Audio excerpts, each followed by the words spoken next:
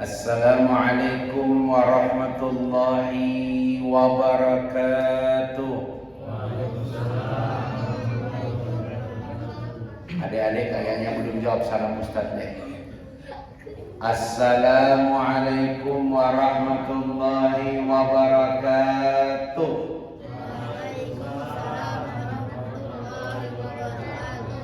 Yang jawab salam Ustaz, semoga masa depannya cemerlang. Yang jawab salam Ustaz, mudah-mudahan badannya sehat selalu. Yang jawab salam Ustaz, mudah-mudahan bisa pergi haji sama ayah bunda sekeluarga. Yang jawab salam Ustaz, mudah-mudahan bundanya tidak marah-marah. Assalamualaikum warahmatullahi wabarakatuh.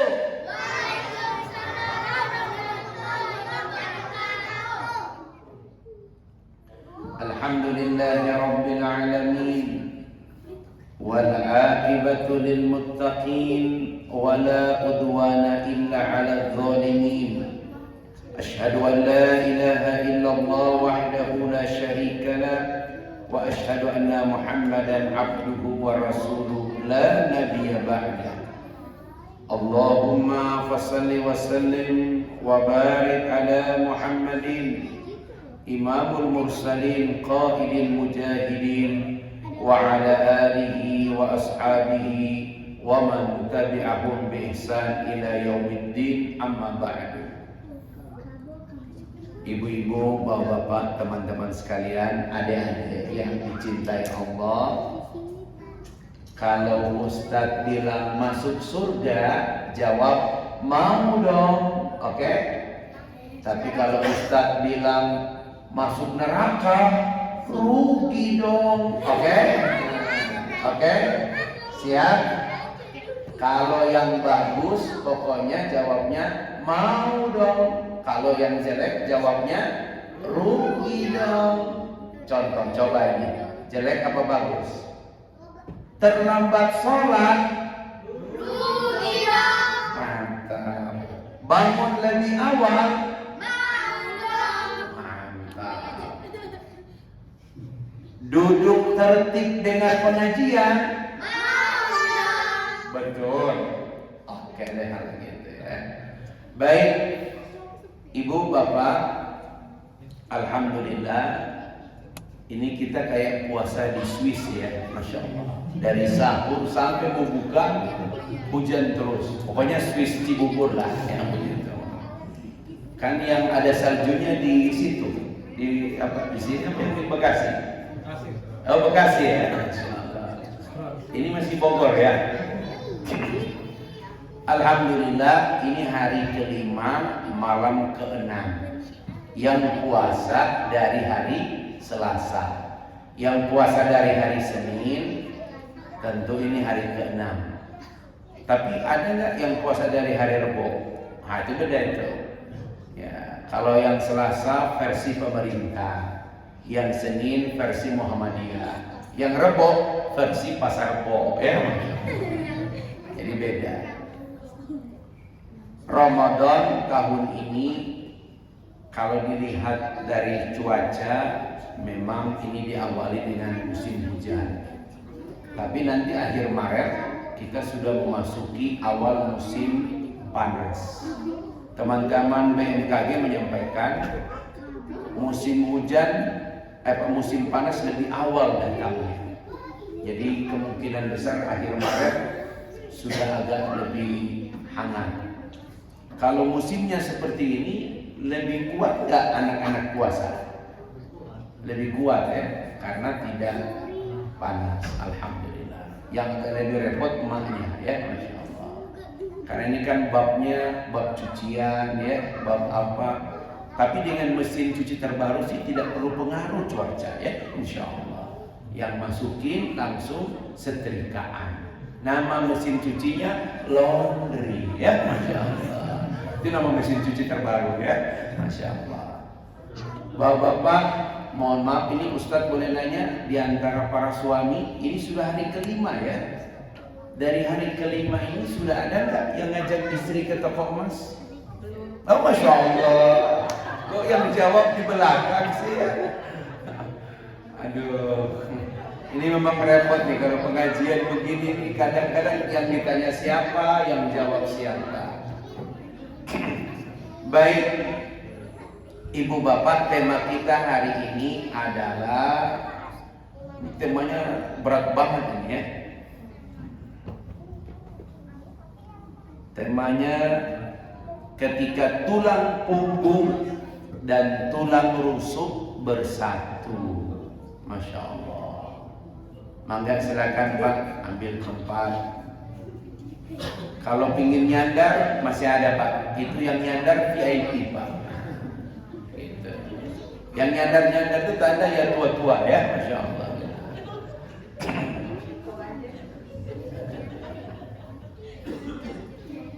Bapak-bapak, ibu-ibu, adik-adik, apa tadi pasportnya? Masuk surga, diancam siksa, mau ya. Oke. Pokoknya kalau yang bagus mau dong, kalau yang jelek rugi dong. Baik. Dapat jajan, wah, Masya Allah. Dimarahin bunda,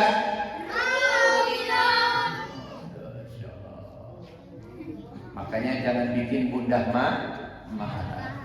Bapak-bapak, jamaah sekalian, ibu-ibu yang dicintai Allah, keluarga dengan Ramadan itu sesuatu yang tidak mungkin dipisah. Ustadz ingin menjelaskan dulu bagaimana konstruksi ibadah puasa yang kita lakukan hari ini, sejarahnya dari mana, sehingga kenapa kemudian suami istri harus saling membahu supaya Ramadannya sukses. Yang pertama, Ramadan itu Pak, kalau dilihat dalam surat Al-Baqarah, satu rangkaian ayatnya ada di 183 sampai dengan 187. Yang ada kata Ramadan itu di 185. Ya, Syahrul Ramadan unzila fihil Quran. Jadi yang ada kata Ramadannya di Al-Baqarah 185. Tapi puasa yang kita lakukan hari ini, bapak-bapak, ibu-ibu, itu bukan di 183, yang bukan kutiba alaikumusiyam. Yang Ramadan puasa sekarang ini itu ada di 187.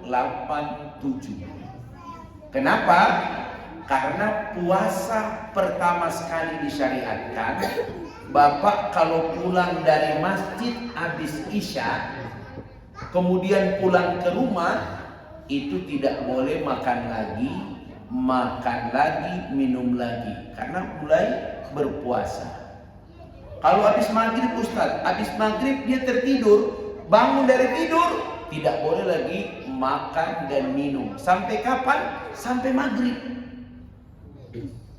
Ustaz, itu risalah mana? Itu risalah kama kutiba 'alal ladzina min qablikum. Risalah puasa orang-orang sebelum kalian. Terus kenapa Ustaz berubah kayak begini? Habis maghrib boleh makan, habis isya boleh makan, habis tarawih boleh makan. Itu ketika turun Al-Baqarah 187. Coba lihat betapa sayangnya Allah pada kita. Itu dirubah, syariat yang lama dihapus, diganti dengan Al-Baqarah 187. Apa ayatnya? Uhilla lakum lailatas siyam arrafasu ila nisaikum. Dibaca sempurna dulu. Pakai mic, ada mic kan? Pakai ini aja yang kecil. Bisa. Yang kecil apa yang besar? Sampai. Kita dengarkan terjemahan Quran Al-Baqarah 187 dibacakan oleh sudah Anda kenal. Ya, 187 dihalalkan bagimu pada malam hari puasa bercampur dengan istrimu, mereka adalah pakaian bagimu dan kamu adalah pakaian bagi mereka. Allah mengetahui bahwa kamu tidak dapat menahan dirimu sendiri, tetapi Dia menerima tobatmu dan memaafkanmu. Maka sekarang campurilah mereka dan carilah apa yang telah ditetapkan Allah bagimu. Makan dan minumlah hingga jelas bagimu perbedaan antara benang putih dan benang hitam, yaitu fajar. Kemudian sempurnakanlah puasa sampai datang malam, tetapi jangan kamu campuri mereka ketika kamu beriktikaf di dalam masjid. Itulah ketentuan Allah, maka janganlah kamu mendekatinya. Demikianlah Allah menerangkan ayat-ayatnya kepada manusia agar mereka bertakwa. Adik-adik dapat, adik-adik bisa dapat. Berarti nanti habis ini adik-adik siap-siap baca Al-Baqarah 185. Tapi tunggu habis ini ya. Ini Ustaz jelaskan dulu bapak-bapak. Habis ini adik-adik ya. Siapin dulu, baca terjemahan, baca latihan-latihan. Nanti pakai mic bacanya, ya. Oke, siap. Kan ya. Ustaz jelasin dulu yang ini. Ini begini namanya mengakabir anak-anak ya kan gitu ya. Kalau kita cuekin mereka rusuh selesaikan ya. Ini namanya musola ramah anak. Bapak-bapak, Al-Baqarah 187. Dimulai dari apa? Uhilla lakum lailatas siyam. Dihalalkan pada malam-malam ketika kamu berpuasa. Ustaz, di waktu awal puasa nggak boleh. Umar datang ke Nabi, ya Rasulullah, celaka aku. Kenapa celaka? Semalam ya Rasul. Jadi malam itu kalau kita tidur nggak boleh. Tapi ketika turun ayat ini dirubah. Malam berpuasa boleh. Bahkan apa? Ustaz, bagaimana mereka yang sudah batal? Kalau batal karena urusan suami istri, maka gantinya 2 bulan berturut-turut. Sanggup? Boro-boro. Sebulan aja malam bolong, apalagi 2 bulan berturut-turut. Allah tidak minta ganti. Allah katakan fataba alaikum. Diterima taubat kalian. Masya Allah. Karena diterima taubatnya, baru Allah bilang begini, summa atimus syiyam, sempurnakan puasa ilal lail, sampai malam. Apa maknanya? Puasa itu bukan dari subuh sampai maghrib.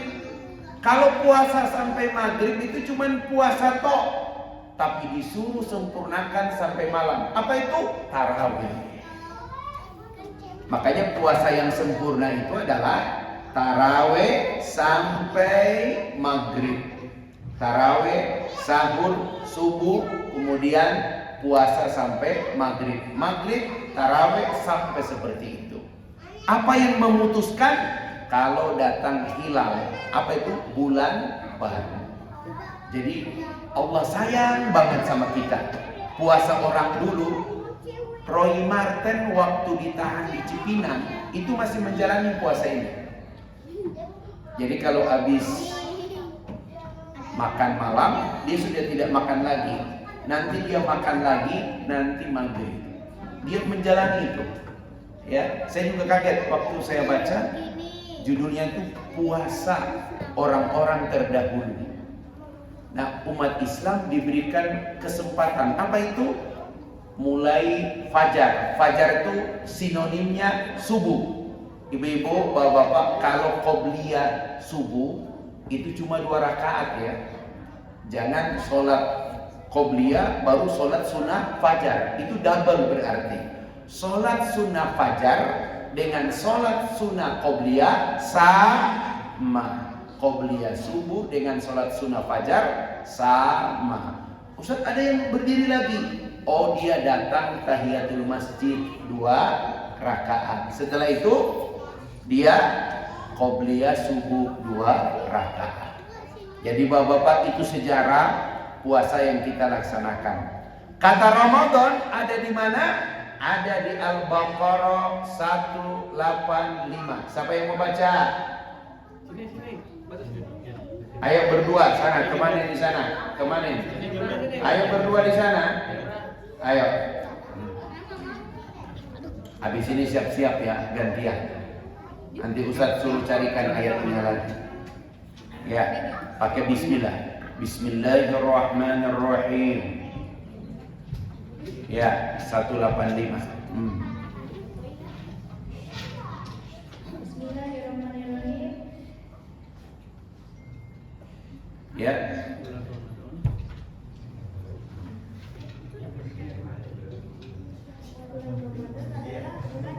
Di dalamnya diselipkan Al-Quran sebagai petunjuk bagi manusia dan penjelasan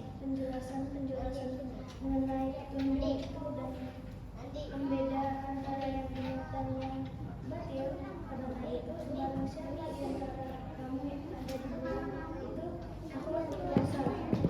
Dan barang siapa dalam perjalanan dia tidak berpuasa, maka wajib menggantinya sebanyak kalian meninggalkannya.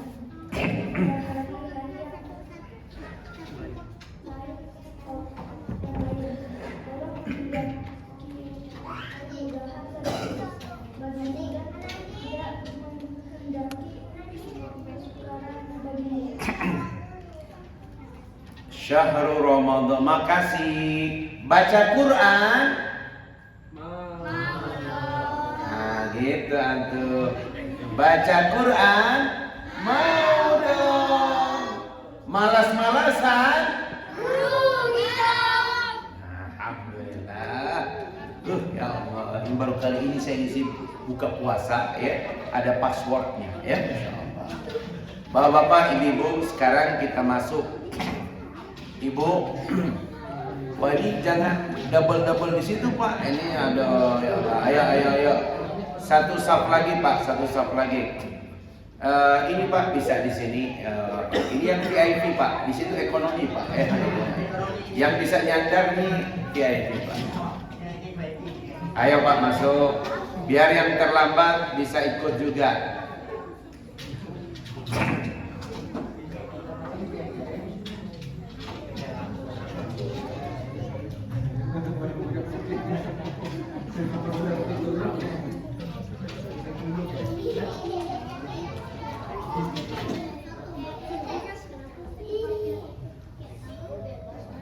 Baik Bapak-Bapak sekalian, kita akan masuk pada materi antara tulang punggung dan tulang rusuk bersatu. Tulang punggung siapa? Suami. Tulang rusuk itu siapa? Istri. Tulang rusuk ada posisinya di mana?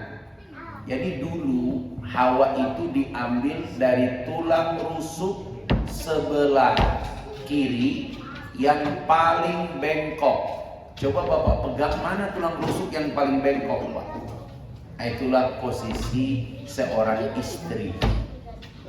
Karena dia tulang rusuk paling kiri sebelah paling bengkok, tugas suami bukan meluruskan. Karena kalau diluruskan patah dia. Tugasnya adalah apa itu? Mengarahkan. Gitu. Pak, mohon jangan duduk di pintu, ada tamu terus. Pak, geser di maju satu saf lagi Pak. Oke, biar yang terlambat. Ini masih ada 2000 orang Pak yang di belakang. Yang di pintu Pak, geser Pak. Dek. Kalau Ustadz bilang depan pintu, rugi dong ya. Oke ya. Depan pintu, rugi dong. Halangin orang, rugi dong. Harus pakai anak-anak. Alhamdulillah, jadi ini buka puasa ya. Mudah-mudahan insyaallah sampai maghrib mendung saja, tidak hujan insyaallah ya. Gitu. Ini belum ada bocoran menunya apa ya? Belum ya. Biasanya kalau bikin acara itu nama Ustaz nggak penting, judulnya nggak penting. Coba beri judul itu, gulai kambing dan ikan bakar gitu. Itu masya Allah.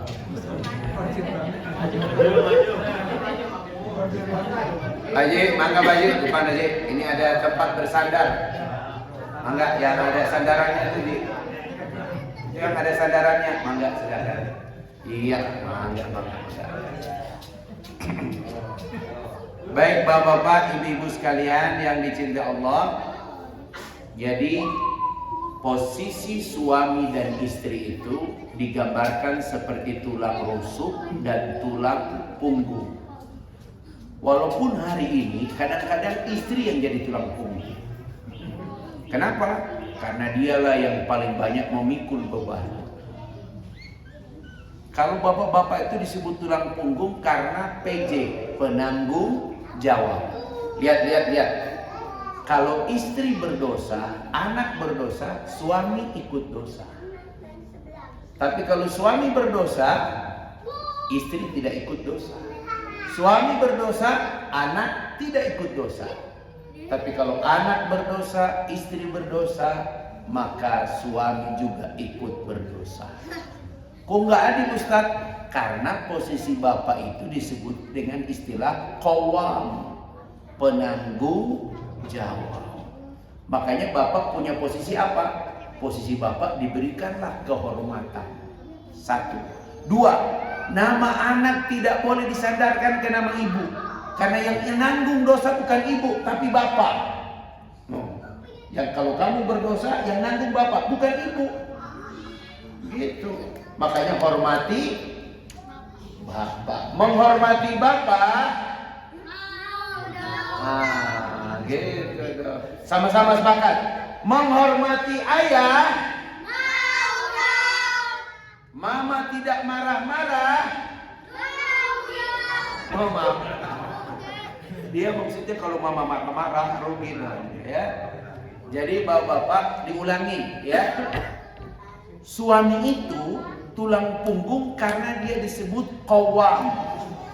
Qawwam dari kata apa Ustaz? Dari kata qoma. Dalam bahasa Arab kalau ada huruf alif itu bisa diganti waw, bisa diganti ya. Karena 3 huruf ilah. Alif, ya, waw. Qoma artinya berdiri. Ya, kemudian diganti dengan waw, qawwam. Qawwam maksudnya yang sanggup berdiri, memberi contoh, memberi teladan dan siap bertanggung jawab. Bapak-bapak yang baris ini boleh nggak satu saf lagi? Ya, maju Pak. Satu lap di sini Pak, di sini. Sederet ini Pak. Sederet baju biru peci. Nah, mangga silakan Pak. Mangga silakan Pak, maju sedikit Pak. Iya. Di sini. Iya, biar yang datang itu masih banyak lagi tuh. Banyak. Ambil. Gitu. Jadi kita lihat Quran surat An-Nisa surat keempat ayat 36. Posisi suami dan posisi istri. Siapa yang tulang punggung, siapa yang tulang rusuk, tugas bapak sebagai apa, tugas ibu seperti apa. Satu ayat ini cukup memberikan penjelasan. An-Nisa ayat 34. Mangga. An-Nisa surat keempat ayat 34, pojok kanan atas kalau tidak salah. Ini siapa yang mau baca tuh? King mau baca. Gantian. Mic-nya nggak sampai di situ ya.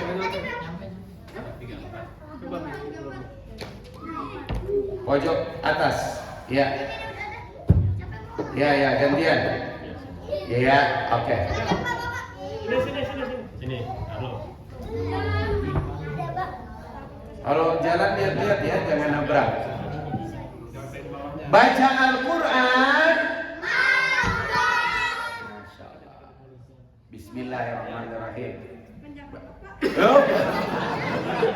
Terjemahannya aja. Terjemahan. Kaca terjemahan.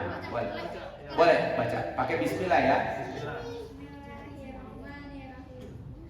Laki-laki suami itu pelindung bagi perempuan, karena Allah telah memberikan sebagian mereka laki-laki atas sebagian yang lain perempuan, dan karena mereka telah memberikan nafkah dan hartanya. Maka perempuan yang saleh adalah mereka yang taat kepada Allah dan menjaga dia ketika suaminya tidak ada, karena Allah telah menjaga mereka. Perempuan yang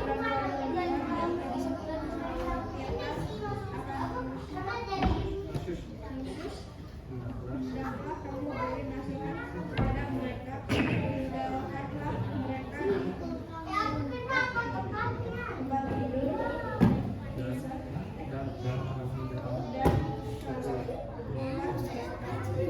tapi jika mereka menaati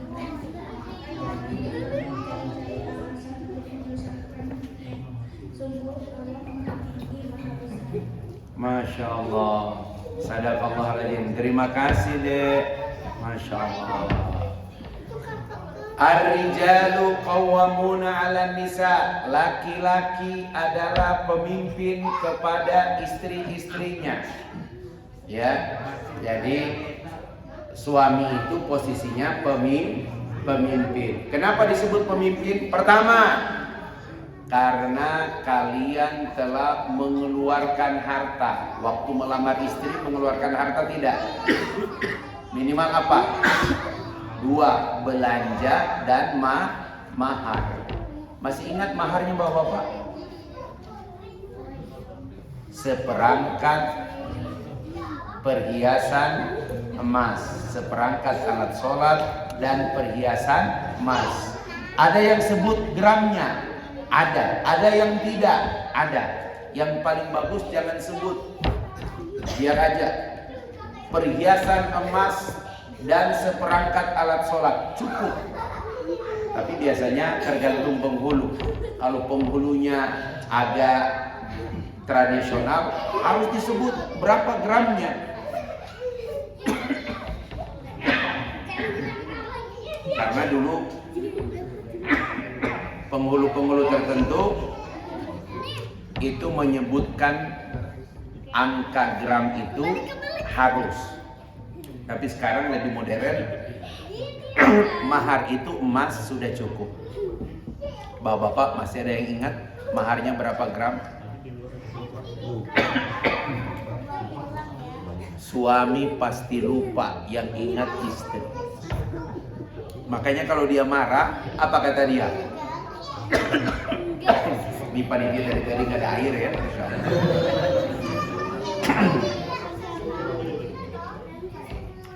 Duduk yang rapi. Oke. Nah sekarang pertanyaannya Ustadz, apa fungsi dan tugas suami istri supaya tulang punggung tidak terlihat makin ke atas dan tulang rusuk makin bengkok? Butuh 3 hal supaya di Ramadan ini tulang punggung dan tulang rusuk nyatu.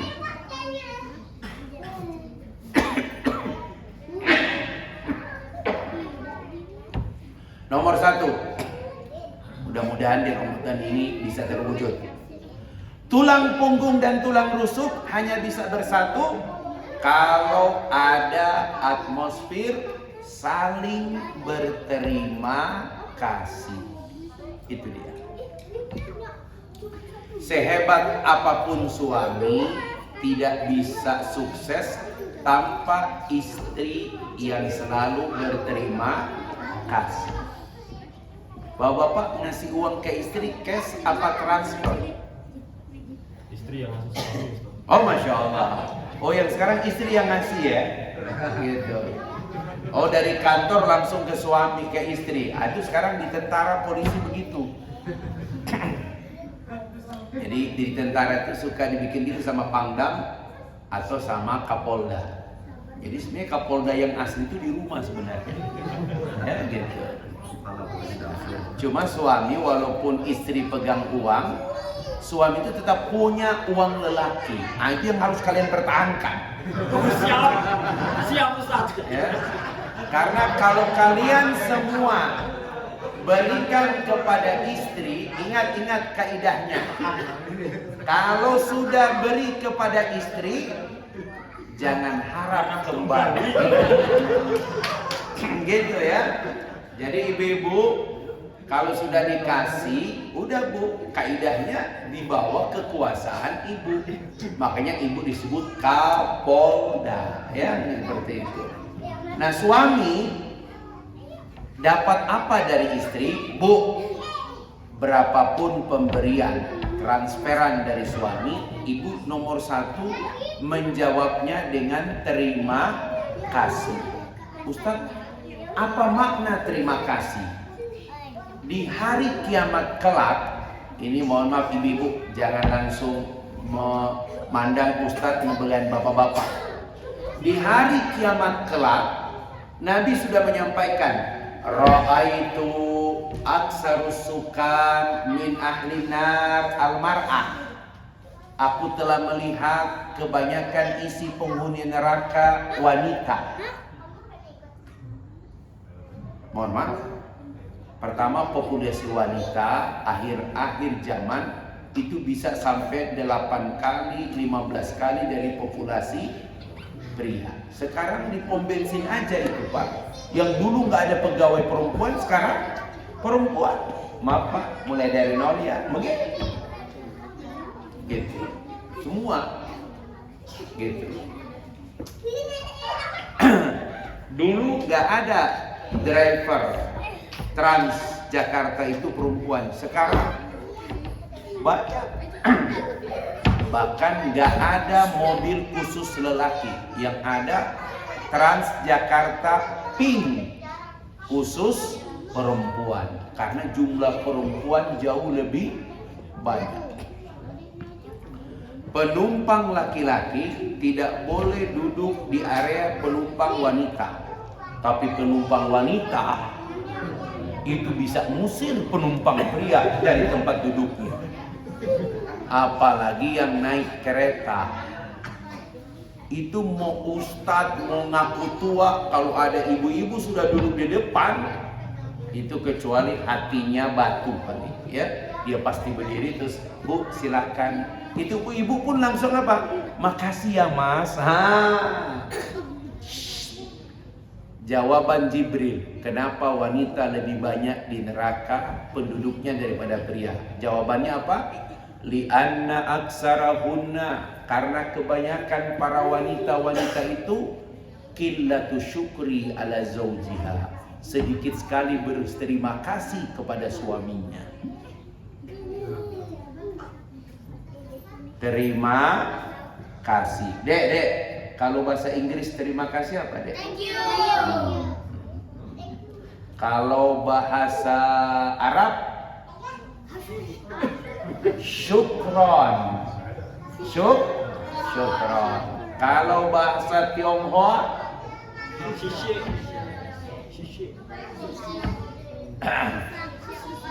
Tionghoa itu ada dua ya.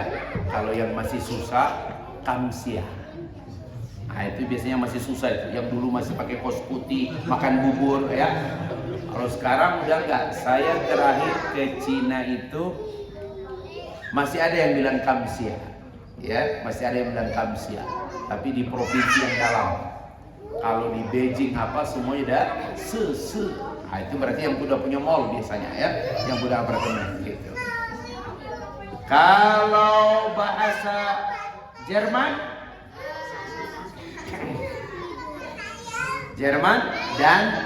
danke. Ya, itu Prancis Pak. Ibu-ibu, suami capek bagaimanapun dia beri ke ibu, maka ibu sambutannya adalah ucapan terima kasih. Pertanyaannya, apa butuh Ustaz terima kasih? Orang anggap basa-basi. Terima kasih itu nggak boleh dalam hati, Bu. Nggak boleh terima kasih dalam hati. Terima kasih itu harus diucapkan. Harus diucapkan. Mas, terima kasih ya. Biasanya sih kalau tergantung tanggal juga Ustaz terima kasih. Makanya kalau tanggal-tanggal begini tanggal berapa ya? Hah? Hafal aja enggak ini? Tanggal berapa ini? Yang jelas tanggal 5 Ramadan. Bulan Maret tanggal 16 ya. 16 Maret. Jadi Bapak bekerja boleh, berjuang boleh. Setelah dapat, berikan ke istri. Semua pemberian suami kepada istri itu namanya nafkah. Masih satu, duduk yang rapi. Ayo duduk yang rapi. Kalau duduk rapi terus-terus Ustadz bingung juga anak-anak ya gitu. Jadi bapak-bapak saya ulangi ya, antara suami dan istri itu Pak, kalau suami memberi, semua pemberian suami kepada istri, semua pemberian suami kepada anak dikategorikan namanya nafkah. Apapun yang kau beri, mohon maaf, kau minum segelas air, habisin deh, nafkah. Kau berikan dia segepok uang dolar Amerika, apa namanya? Nafkah. Karena nggak mungkin biasanya ya, Masya Allah. Kalau dolar masih simpan gitu. Sekarang sebaliknya, kalau pemberian istri kepada suami disebut belas kasihan. Semua pemberian istri kepada suami namanya sedekah.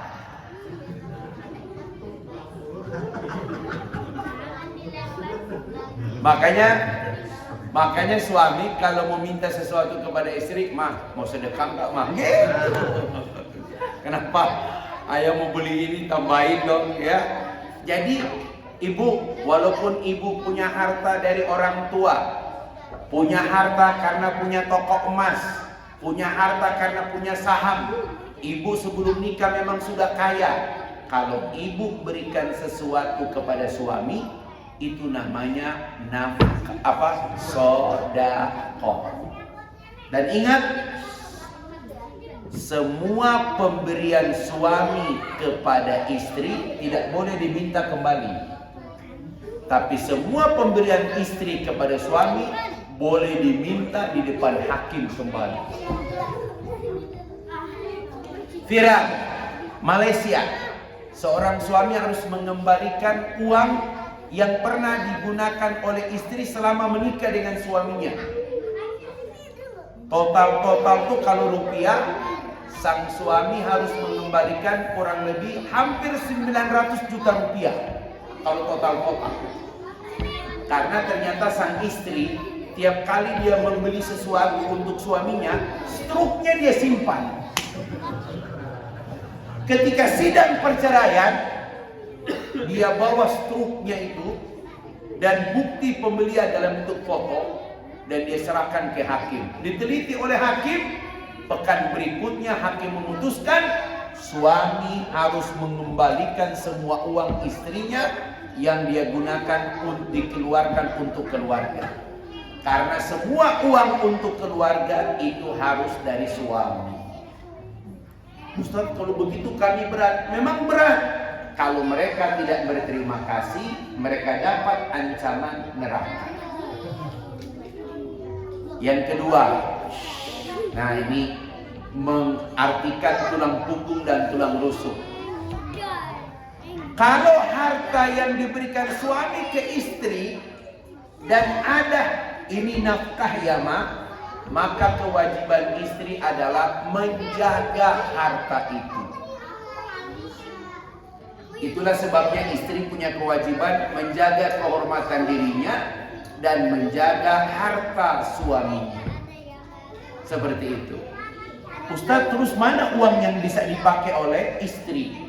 Uang yang boleh dipakai oleh istri kalau dari suami itu ada akad bentuknya ini untuk mama, terserah.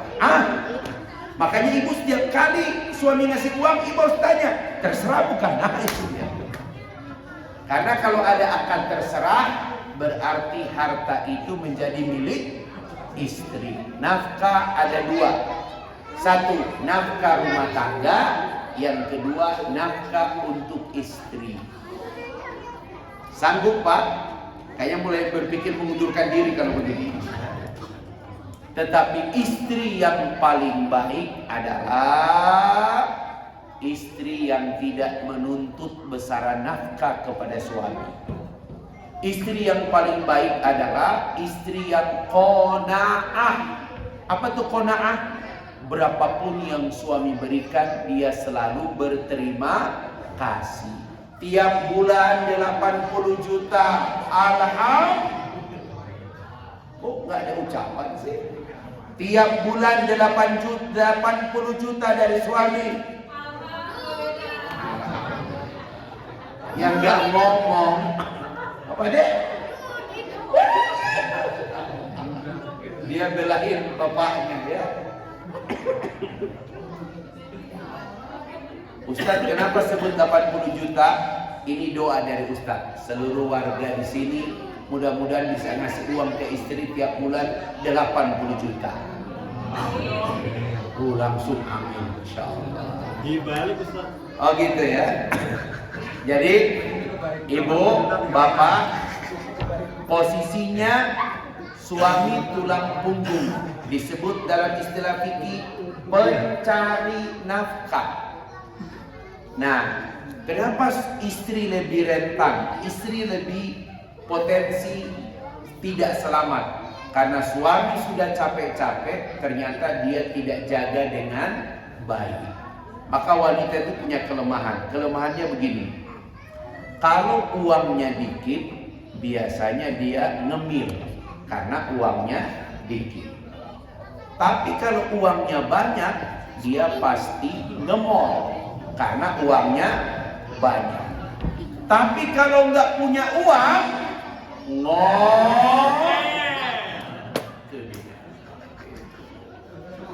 ada perempuannya. Tapi wanita itu bukan perempuan-perempuan di sini. Di sini insya Allah semuanya solihah. Mama solihah. Mama tidak suka marah-marah.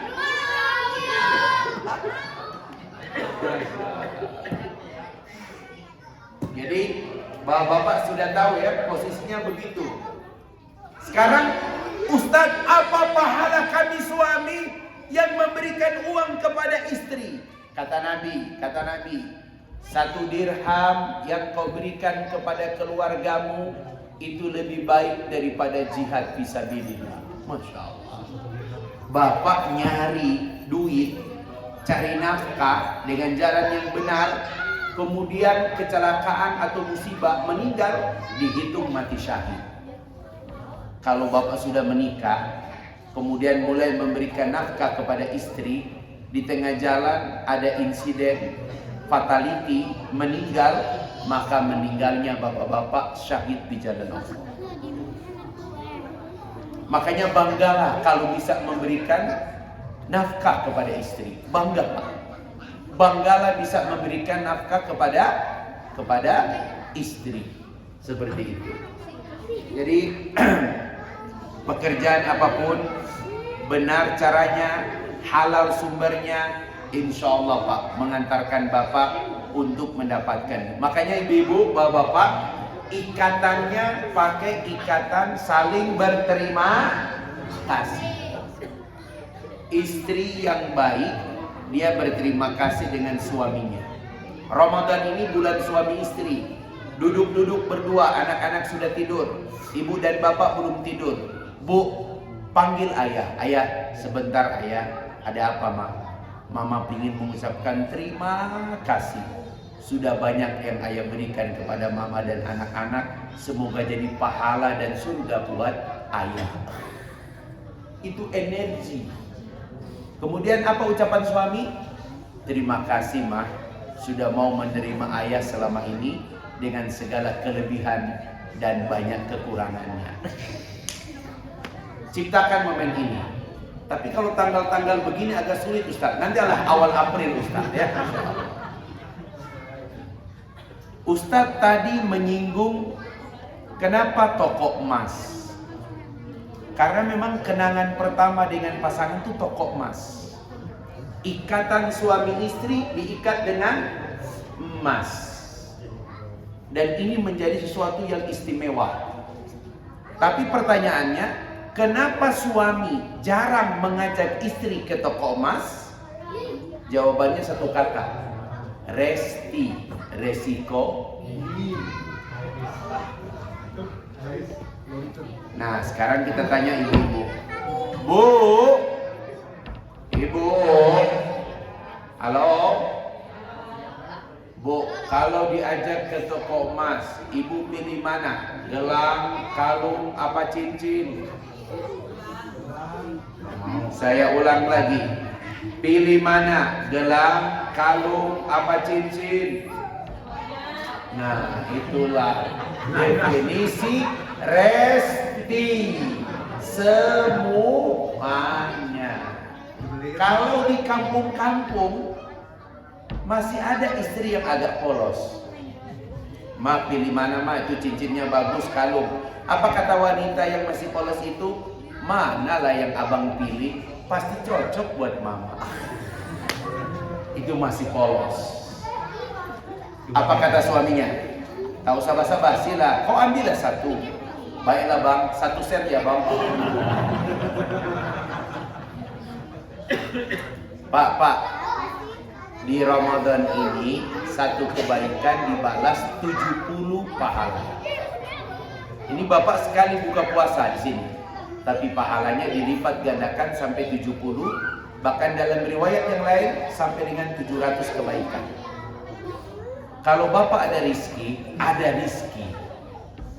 Apa itu THR, apa itu bonus, atau mungkin perusahaan melihat bapak dedikasinya mantap.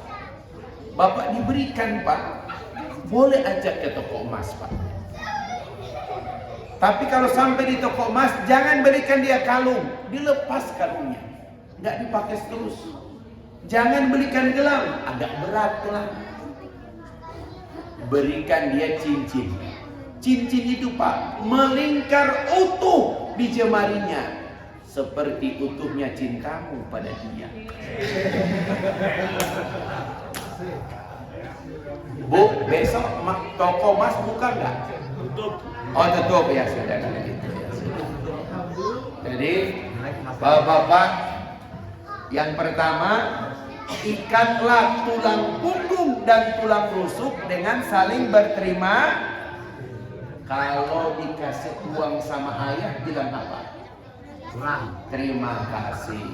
Terima kasih apa kurang? Kurang. Terima kasih. Memang kalau ada kakeknya gitu dia biasanya ya. Jadi bapak-bapak, ibu-ibu, ingat yang pertama, tulang punggung suami dan istri itu diikat dengan saling berterima kasih. Anak-anak, kalau Ustadz tanya, kalau diberikan sesuatu sama kawan, teman, orang lain, ucapin apa? Terima kasih. Suka berterima kasih. Nah, tidak tahu berterima kasih. Ibu-ibu dengar dulu ya. Jadi ini poin pertama. Yang berikut, bapak-bapak, Ramadan, tulang punggung dan tulang rusuk itu hanya bisa menyatu kalau ada satu hal lagi. Apa Ustaz? Berterus terang. Hari ini banyak orang terlalu jaim. Media sosial, pamer ini, pamer itu. Mereka lupa hidup yang paling nyaman itu adalah orang yang mau berterus terang. Berterus teranglah agar hidupmu terang terus. Itu prinsip, bukan pilih. Pak Haji siapa ini? Sony Al-Bukhari.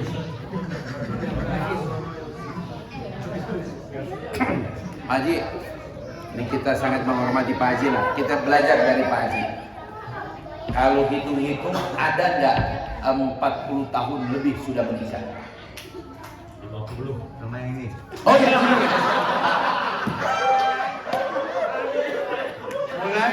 mulai ini ya. Jam berapa ini? Setengah 6 Pak Haji ya, Masya Allah.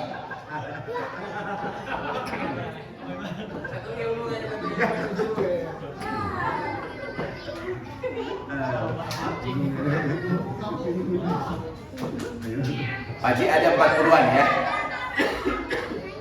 Belum. 30 lah. 30 tahun. Oke lah. 30 tahun lah ya. Yang sekarang kan? Ya dari dulu. Oh iya. Sabar sih. Insya Allah. Kadang-kadang dari pengajian begini ketahuan ya. Insya Allah. Karena ada tempat yang lain saya tanya berapa tahun, dia jawab 10 tahun. Bininya tanya, siapa tuh yang 10 tahun? Ji, kalau selama hampir 30 tahun, pertanyaannya sederhana. Sempat nggak? Terpaksa nggak? Pernah nggak 3 kali aja ngebohongin istri? Enggak lah ya. Sepakat kita. Enggak kan? Oh enggak. Kalau 3 kali nggak mungkin lah.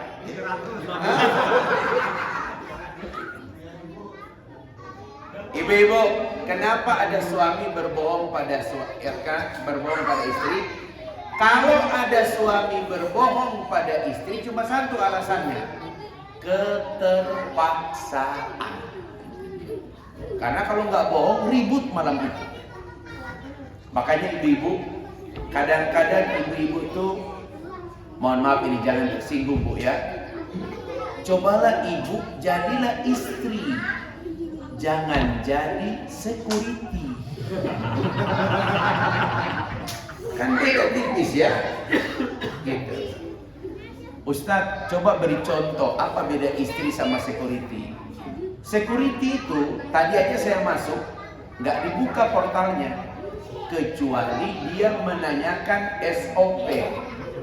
Ketika kita buka kaca, pertanyaan pertama dari security di depan itu Pak, Orchid, lihat apa pertanyaan? Maaf Pak, dari mana Pak?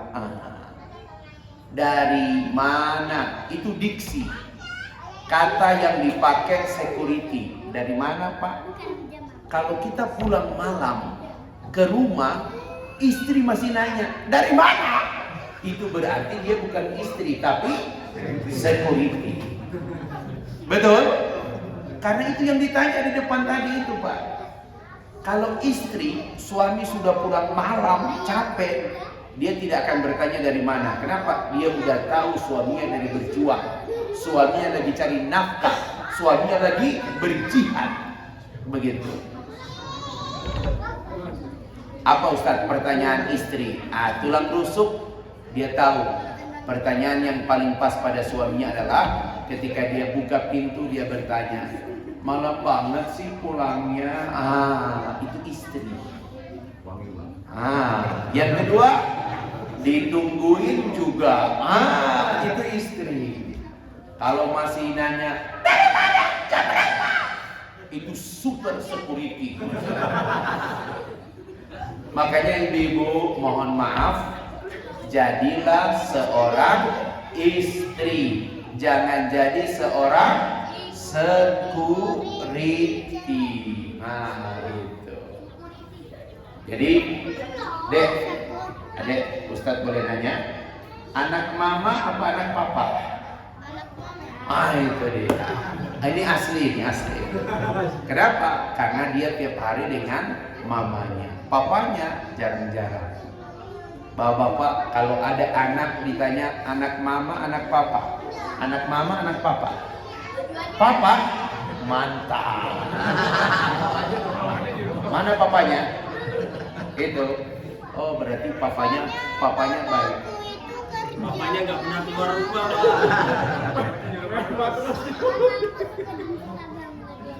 Oh iya. Anak kecil. Yang suka cubit sama kalian siapa?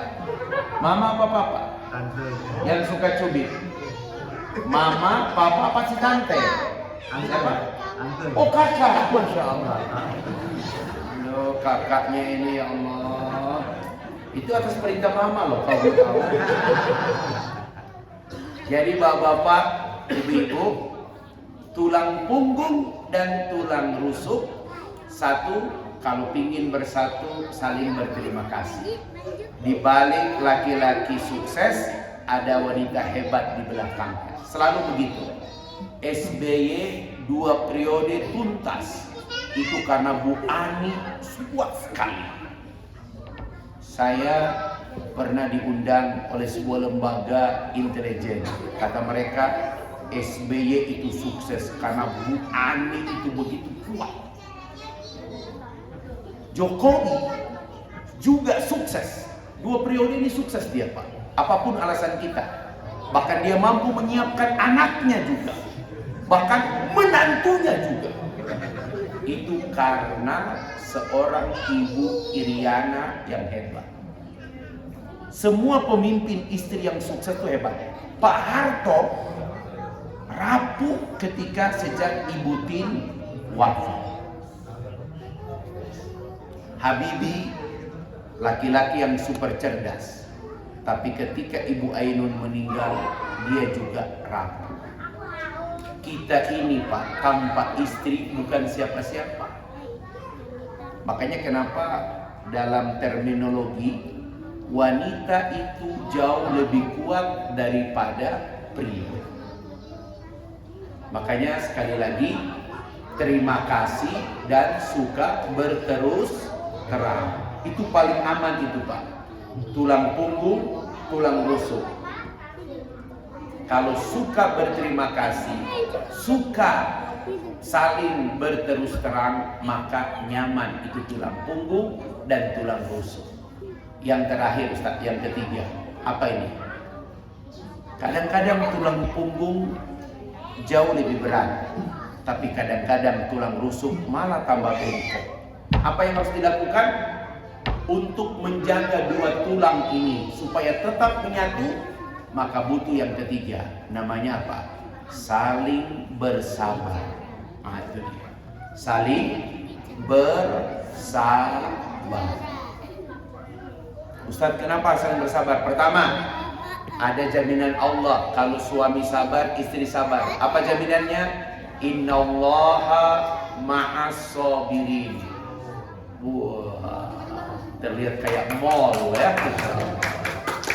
Alhamdulillah. Terima kasih. Suami istri yang bersabar itu luar biasa. Semua rumah tangga yang mulai goncang, kalau bukan suami tidak sabar, istri yang tidak sabar. Pak, ada keluarga yang lebih jauh rapuh dari kita. Ada keluarga jauh yang lebih sederhana dari kita. Tapi mereka mampu menjaga sampai 50 tahun pernikahan. Sampai anak-anak menikah. Kuncinya, ketika saya tanya, apa yang menyebabkan kalian bisa melewati semuanya? Cuman satu, sabar dengan pasangan Ustaz. Masya Allah. Nah sekarang saya mau nanya sama Bapak dan Ibu. Dalam Al-Quran kita disuruh belajar kepada para nabi untuk bersabar. Nabi itu punya kelemahan, nabi juga punya kelebihan. Tapi hampir semua nabi dan rasul punya sifat wajib. Sifat wajib bagi nabi dan rasul itu adalah bersabar. Ayatnya, fasbir kama sabara ulul azmi minar rusul. Quran surat 46 ayat 35. Fasbir kama sabara ulul azmi minar rusul. Bersabarlah kalian sebagaimana sabarnya ulul azmi. Ulul yang memiliki, azmi tekad yang kuat. Siapa mereka? 5 orang. Nuh, Nabi Nuh alaihissalam. 2, Nabi Ibrahim alaihissalam. 3. Nabi Musa alaihissalam. 4. Nabi Isa alaihissalam. 5. Nabi Muhammad sallallahu alaihi wasallam. Ada temanku namanya Ibrahim, tapi teman pada panggil malaikat Ibrahim. Benar ya. Bentar ya, sabar ya. Nanti boleh ada saya jawab. Dari tadi nggak dikasih air minum soalnya. Sekarang dari 5 nabi ini, bapak-bapak, nabi siapa yang paling sabar? Kalau kita jawab dengan emosional, pasti Nabi Muhammad sallallahu alaihi wasallam. Tapi coba yang sudah tadarus hari ini hari kelima, berarti minimal juz 5. Nabi yang paling banyak diulang di Quran adalah Nabi Musa alaihi salam. Bapak kalau tadarus pasti wa iz qala Musa, wa iz qala Musa. Dari Al-Baqarah sampai juz Amma ada kisah Musa. Pertanyaannya, kenapa Al-Quran itu kayak kitabnya Musa? Karena Nabi Musa lah yang Allah hadirkan sebagai teladan bagi Nabi Muhammad, menghadirkan seluruh elemen kehidupan. Nabi Musa itu Pak, mari kita lihat tantangannya minimal 5. 1. Penguasa yang tiran. Ya, lambangnya Fir'aun. Ingat kalau sebut Fir'aun jangan lihat nama wajah orang ya. Fir'aun. Ini lambang pertama. Apakah Musa berhasil melewati Fir'aun? Melewati Fir'aun. Bahkan Fir'aun ditenggelamkan Allah di lautan. 2. Melewati pengusaha yang pelit, setor kepada penguasa, tapi dia tidak berbagi kepada fakir miskin. Namanya siapa? Qarun. Qarun itu sepupu Musa. Fir'aun ayah angkat Musa. Jadi Musa itu sebenarnya tantangannya orang-orang terdekat. Yang ketiga, Musa menghadapi siapa? Musa menghadapi seorang teknokrat tapi penjilat.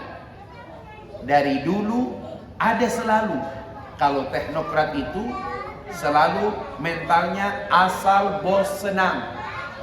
Maka ketika Fir'aun berkata, buatlah tangga ke langit biar aku bisa melihat Tuhannya Musa. Apa jawaban Haman? Siap bos. Nah itu dia. Kadang-kadang diksi siap itu menunjukkan kita hanya pingin atasan senang. Padahal harusnya kalau tidak masuk akal tidak boleh bilang siap.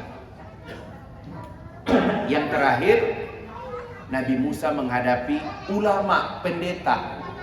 Tapi pendeta yang suka stempel penguasa. Jadi kalau kita lihat dulu 5 warna ini hari ini kita temukan. Ya. Di setiap masa selalu ada potensi penguasa level mana saja. Kalau dia tidak ada lagi yang bisa protes, kalau tidak ada yang bisa kontrol, cenderung menjadi Fir'aun. Makanya kenapa sistem kekuasaan harus ada check and balance. Kalau tidak berpotensi Fir'aun. Yang kedua, ya, pengusaha. Pengusaha itu pilar pembangunan. Tapi kalau dia pelit, Pak, hancur, Pak. Qarun, itulah ditenggelamkan Allah bersama dengan hartanya. Kemudian ulama, Bal'am. Ulama ini bagus dulu. Tapi karena dia datang kepada penguasa kasih harta dia, berubah dia. Maka Bapak-bapak, di neraka itu ada sebuah jurang yang setiap pagi dan petang neraka berdoa kepada Allah, ya Allah, lindungi kami dari jurangnya neraka. Neraka saja berlindung kepada Allah daripada jurangnya neraka. Karena jurangnya neraka itu siksanya tidak terbayangkan. Pernah ditanya oleh sahabat, "Ya Rasulullah, siapakah penghuni jurang neraka itu?" Kata Nabi, "Merekalah para ulama yang suka mendatangi penguasa, bukan memberikan teguran, bukan memberikan amal ma'ruf nahi munkar, malah mereka menstempel apa yang dilakukan oleh penguasa." Jadi tantangan Nabi Musa itu seperti tidak pernah hilang sampai akhir zaman. Ustadz bilang Nabi Musa nabi yang paling sabar. Mana buktinya? Mari bapak-bapak lihat. Ada satu doa Nabi Musa. Inilah kunci kalau mau jadi orang sabar. Nama suratnya Toha. Ada orang Bandung di sini? Toha, surat ke-20. Ayat 25, 26, 27, 28. Bapak-bapak pasti hafal ini, harusnya hafal. Apa Ustadz? Doa Nabi Musa menghadapi 5 tantangan. Doanya, Rabbis rohli wa yassirli wahlul uqdatam yafqahu. Hafal. Rabbis rohli sadri. Lihat Nabi Musa menghadapi tantangan yang berat. Minta kepada Allah, nomor 1 apa? Lapangkan untukku dadaku. Mangga silakan Mas.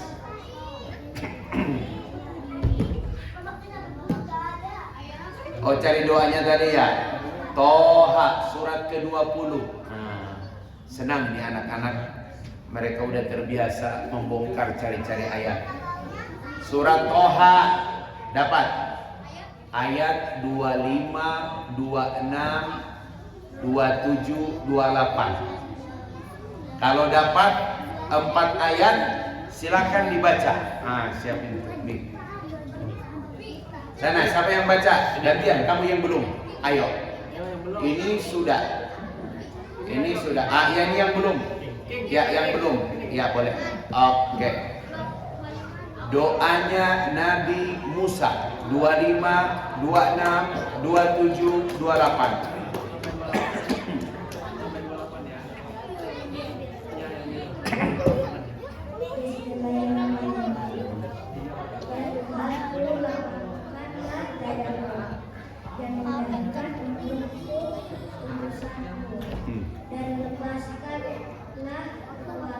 Kekakuan dari lidah.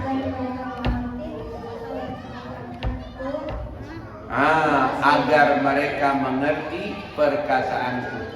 4 doa paling utama. Terima kasih. Masya Allah, alhamdulillah. Adek duduk sebelah situ ya. Doa Nabi Musa alaihissalam. Rabbi shrahli sadri. Lapangkan untukku dadaku. Ini kayaknya paling cocok dibaca oleh kita para suami. Kalau kita pulang ke rumah udah mau jam 6, di meja nggak ada apa-apa, Rabbi shrahli sadri. Setelah itu bapak izin ke istri datang ke musola, insya Allah aman. Kalau maghrib ya, kalau maghrib. Kalau sahur terpaksa bapak harus keluar. Lapangkan untukku dadaku. Pak Ustadz, apa kaitannya dengan Nabi Musa yang sabar? Ternyata sabar itu ada tempatnya. Tempat sabar cuma satu, kelapangan dada. Semua masalah suami istri itu jadi tambah besar karena sempitnya dada. Istri tidak bisa memahami kekurangan suami, suami tidak bisa memahami kekurangan istri, yang akhirnya ribut. Suami istri jaraknya begini Ustaz, tapi kenapa suaranya keras? Kalau normal mas, kalau normal ma, tapi kalau tidak normal itu suaranya keras sekali. Jaraknya dekat, tapi hati mereka jauh. Itulah sebabnya doa Nabi Musa ini doa paling cocok dibaca oleh suami istri. Kalau ada sesuatu yang tidak nyaman dengan pasangan, Jangan ungkit kekurangannya, tetapi Rabbis rohli sadri. Ya Allah, lapangkan dadaku menerima kekurangan pasanganku. Ustaz, kenapa kita disuruh berlapang dengan kekurangan pasangan? Karena pada saat yang sama kita sudah menikmati kelebihan pasangan kita. Kata Ibnu Abbas, kalau kau menemukan kekurangan pasanganmu, jangan kau celah. Kenapa? Karena kau sesungguhnya sudah menikmati kelebihannya. Bapak-bapak, kalau ditanya, Ustaz, sabar paling besar pahalanya di sisi Allah adalah bersabar dengan pasanganmu. Ramadan inilah bulannya, Pak. Ustadz, ukurannya kami sabar apa? Tidak ada teriakan, tidak ada gelas jadi piring terbang. Ya, nanti kalau modelnya sudah lalai, diam aja, Pak. Karena menghadapi istri yang suka ngomel tidak bisa dijawab dengan omelan apalagi teriakan. Kita nggak akan pernah menang menghadapi wanita yang lagi ngomel. Karena ngomel itu bagian kehidupan mereka. Jangan dilawan. Ya, kalau wanita lagi ngomel, lawannya apa? Bapak ambil Quran, wudhu, baca Quran di samping dia. Surat apa? Yasin. Wal Quranil Hakim. Ya. Ustadz, siapa yang mati? Yang mati bukan istri kita, tapi yang mati hatinya yang mati. Maka kita bacakan surat Yasin untuk hati yang sudah mati. Jadi bapak-bapak, ibu-ibu, tulang rusuk dan tulang punggung hanya akan menyatu kalau kita bisa saling bersabar. Ramadan ini as-saumu, puasa ini kata Nabi, nisfu sobri. Puasa ini cuma separuh kesabaran.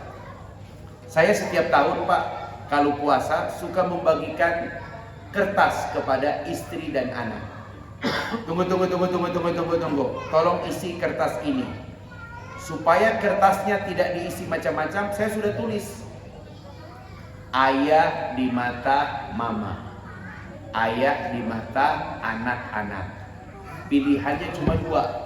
Mereka tidak nulis contreng.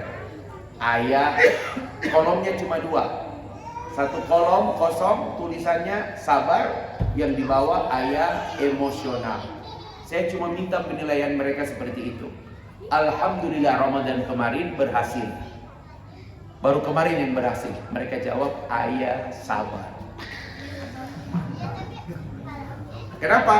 1 bulan walaupun mereka nggak bangun, mereka terlambat, mereka pegang HP, saya berhasil tidak teriak lagi. Saya cuma duduk di sampingnya, ambil Quran, baca Yasin wal Quranil Hakim. Kata dia,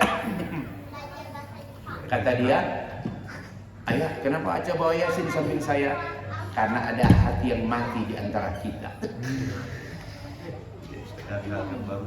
Gitu, ya.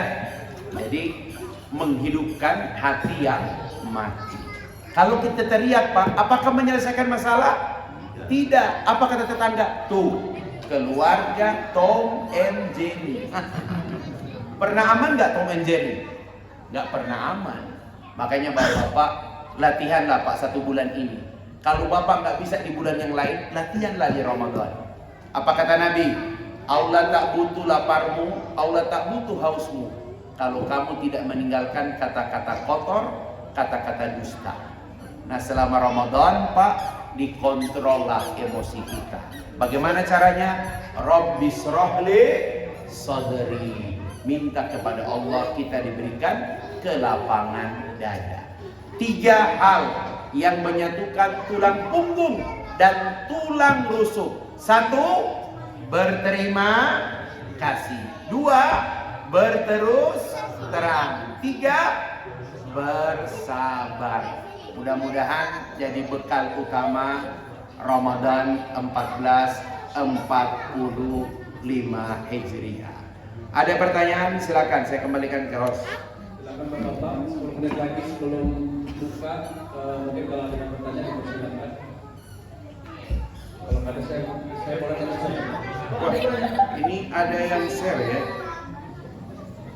Pak, ini bisa. Ini aja ya. Ustaz, boleh menanya Ustaz? Oh, boleh. Maghrib itu tutup. Maghrib jam berapa dulu? Sepakat dulu nih. 18.00. Oh, 18. Maka Wilayah di Sulawesi Selatan ada kumpulan karena itu bagaimana Ustaz penjelasannya ya? Karena khawatir di salah satu di KDRT ini. apakah memukul itu boleh dalam agama? Memukul itu istilah. Daraba yadribu fadribu. Nabi seumur hidupnya apakah pernah memukul istrinya? Tidak. Tapi apakah pernah menegur istrinya dengan keras? Iya. Kapan itu? Ketika istri-istrinya berkumpul meminta tambahan penghasilan. Istri Nabi malaikat bukan. Istri Nabi manusia. Mereka berkumpul. Kenapa? Setiap kali pembagian ghanimah, Nabi itu punya jatah berapa persen? 20%. Tapi setiap kali sahabat datang dibagi, sahabat datang dibagi, sampai Ali dan Fatimah tidak dapat apa-apa. Padahal Nabi sudah janjikan, kalau ada wanita yang ditahan, nanti kau bawa pulang ke rumah, dididik, ditemani, biar dia bantu-bantu di rumahmu. Ternyata Ali dan Fatimah telat datang, mereka juga nggak dapat. Nabi SAW selalu mendahulukan umatnya. Pertanyaannya Ustaz, kalau sampai ada suami memukul, secara hukum dibolehkan apa tidak? Tetap kena delik. Karena memukul dalam Islam tidak dalam arti fisik. Walaupun ada yang mengartikan fisik. Kalaupun fisik hanya dibolehkan satu, tidak boleh memberikan bekas. Bukan main ya, di Islam boleh memukul tapi tidak boleh ada bekas. Taruh bantal baru kita pukul. Ya, karena kalau kita mukul pakai bekas di visum jadi tersangka. Kabupaten Bogor, mohon maaf Anda jangan kaget, adalah kabupaten dengan tinggi angka perceraiannya di Indonesia. Saya pernah diundang di Pengadilan Agama Cibinong. Setahun yang bercerai kasusnya 10.000 orang. Sama dengan 10.000 janda, betul sekali. Cepat. Janda cerai. Ya, Bapak-bapak. Dan salah satu yang memicu perceraian di Kabupaten Bogor adalah KDRT. Jadi kasusnya gini, suami mukul istri sampai berdarah. Dia lapor ke polisi. Polisi BAP panggil suaminya, masuk delik KDRT. Ketika suaminya tersangka, suaminya nggak terima dong. Saya kan mukul untuk mendidik kamu. Akhirnya apa yang terjadi? Karena jadi tersangka, dinaikkan, akhirnya dia mutus pisah. Rata-rata seperti itu. Kalau karena orang ketiga, Bogor makin kecil, Pak. Orang ketiga itu dulu Will, wanita idaman lain dulu. Sekarang makin kecil. Nomor terbanyak 2, KDRT ekonomi. Itu dia. Tapi kalau di Kabupaten Bogor beda dengan di Kota Bogor. Di Kabupaten Bogor cukup banyak wanita yang mengajukan cerai, namanya khulu. Tapi kalau di Kota Bogor cukup banyak pria yang menceraikan istrinya. Jadi ada perbedaan, Pak. Seperti itu. Jadi bolehkah memukul? Boleh. Tidak boleh memberi bekas. Padahal Nabi tidak mengerti visum. Tapi Nabi bilang, boleh kau pukul istrimu, tapi tidak boleh memberikan bekas. Masya Allah. Ternyata sekarang ada visum. Yang kedua, tidak boleh memukul di area wajah, di kepala. Karena di kepala ini bagaimanapun sedikit kita pukul pasti berbekas. Kita bisa jadi tersangka. Bapak-bapak, intinya wanita itu dipukul prosesnya. 1, dipisahkan dari tempat tidur. Dinasehatin, panggil orang tuanya, panggil orang yang dia takut dengannya, dinasehatin. Kalau tidak, diantarkan ke rumah orang tuanya. Saya punya kasus ada jamaah yang terpaksa mengantar istrinya ke rumah orang tuanya. Dijelaskan baik-baik, disertakan baik-baik, orang tuanya menangis. Sejauh itukah, Dek? Iya, ayah. Ayah tanyakan, dia ngaku. Akhirnya apa langkah berikutnya? Saya titip dulu ke ayah, didik dulu anakmu. Kalau dia mau bertobat, saya akan terima kembali. Masih sabar suaminya. Saya bilang, usahakan jangan langsung cerai. Kalau kau tutup auratnya, jangan ceritakan kasusnya ke siapapun. Cukup didiklah, minta orang tuanya mendidik. Kalau dia mau kembali, terima. Kalau tidak, berarti harus diselesaikan dengan cara yang baik. Seperti itu. Bapak-bapak, tidak ada setan paling senang pada keluarga muslim kecuali bercerai. Tapi Ustaz juga boleh berkata, cerai bukan kiamat dari Islam. Cerai bagian dari solusi. Kalau dengan perceraian bisa lebih baik, dengan perceraian bisa lebih baik, why not? Tapi itu tidak boleh sama sekali. Makanya bersabar dengan pasangan. Mulai dari mana? Saling berterima kasih, saling berterus terang. Bapak pakaian bagi istri, istri pakaian bagi bapak. Ramadan dirubah oleh Allah dari ibadah yang habis isya nggak boleh makan lagi menjadi boleh karena kebutuhan bapak kepada ibu. Artinya apa? Allah sayang sama umat Rasulullah. Maka sayanglah pada pasanganmu, terima dia dengan 1, ajarkan dia selalu berterima kasih. 2, hiduplah dengan pasangan saling berterus terang. Yang ketiga, hiduplah dengan pasanganmu dengan bersabar. Insya Allah, Ustaz singkatnya apa? TTS, terima kasih, terus terang, sabar.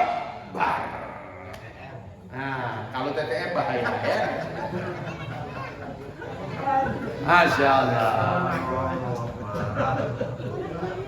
Baik, Ustaz, 2 menit lagi kita berbuka mungkin doa Ustaz untuk. Baik, kita berdoa. Doa di akhir menjelang buka diijabah Allah Subhanahu wa taala. Astaghfirullahaladzim, astaghfirullahaladzim, astaghfirullahaladzim. Allahumma salli ala Muhammad wa ala ali Muhammad.